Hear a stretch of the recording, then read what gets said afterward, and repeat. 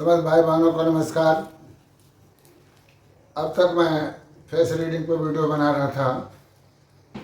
आज face reading का video लगभग पूरा हो चुका। अब मैं हाथ के बनावट पर बोलने जा रहा हूँ।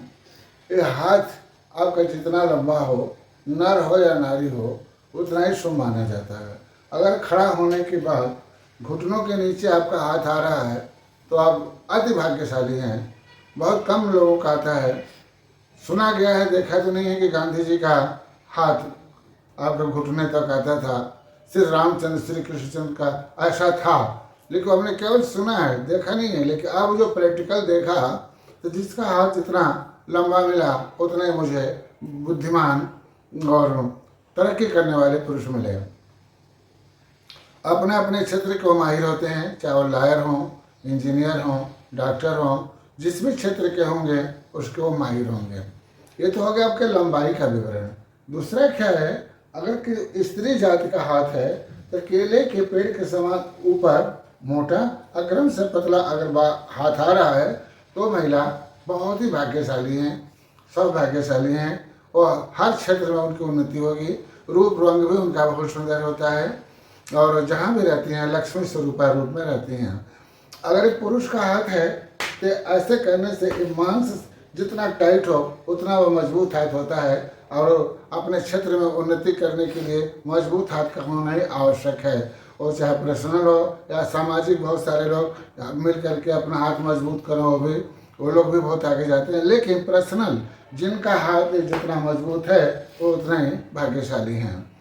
अब इस पर और बहुत सारी बातें हैं जो हस्तरेखा में ही आता है। जैसे यहाँ पर बाल नहीं है अगर किसी पुरुष के हाथ में तो हाथ शुभ नहीं माना जाता। जैसे अब मेरा ही हाथ देखिए, इसमें बाल नहीं है तो मेहनत का काम करने का हाथ नहीं है।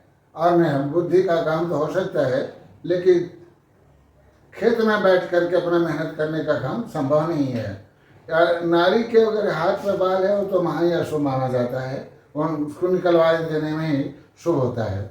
तो आपका हाथ के बारे में भी इतना जो बताया, जिस पुरुष के हाथ में जितना बाल ज़्यादा होगा उतना ही कर्मठ होगा। और क्या जानेंगे हाथ के बारे में, अब आगे आगे रेखा रह जाएगा। लेकिन अभी कलाई के ऊपर बहुत कुछ बोलने का बाकी है। उस पर बोलूँगा कि कलाई के आगे आपका हाथ कैसा होना चाहिए, आपकी अंगुलियाँ कैसी होनी चाहिए। उसके बाद रेखाएं हैं तो रेखाएं कैसी रेखा हो तो क्या बोल रही है। उसके बाद बहुत सारी बातें इसमें आती हैं। क्रॉस है, त्रिभुज है, मंदिर का आकार का है, आयताकार है, वर्गाकार है, आपका झंडे का निशान है, त्रिशूल है, आपका स्वास्तिक का निशान है, सूरज है, चांद है, तारा है, ये सब हाथ के बीच में है, किस स्थान पर है तो उसका क्या फल है, इसके बारे में आप आगे जो वीडियो बनाएंगे उसमें दूंगा। आज तक तो मैं केवल भी हाथ पे दे रहा हूँ। अब इसके बाद हाथ के नीचे शरीर पे तिल कहाँ कहाँ है और किस रंग का तिल है, लाल, भूरा और हल्का ब्लू कलर का या बिल्कुल ही ब्लैक, कैसा तिल है तो उसका क्या फल है। हालांकि सब तिलों का फल लगभग बराबर सही होता है, इसमें लाल तिल का विशेष महत्व दिया गया है।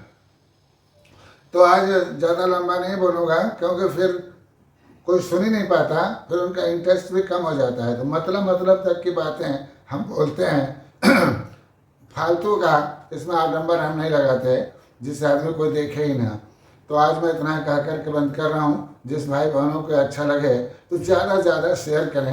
अब पहली बार अगर हमारे चैनल पर आ रहे हों तो सब्सक्राइब जरूर करें। समझ भाई बहनों को नमस्कार।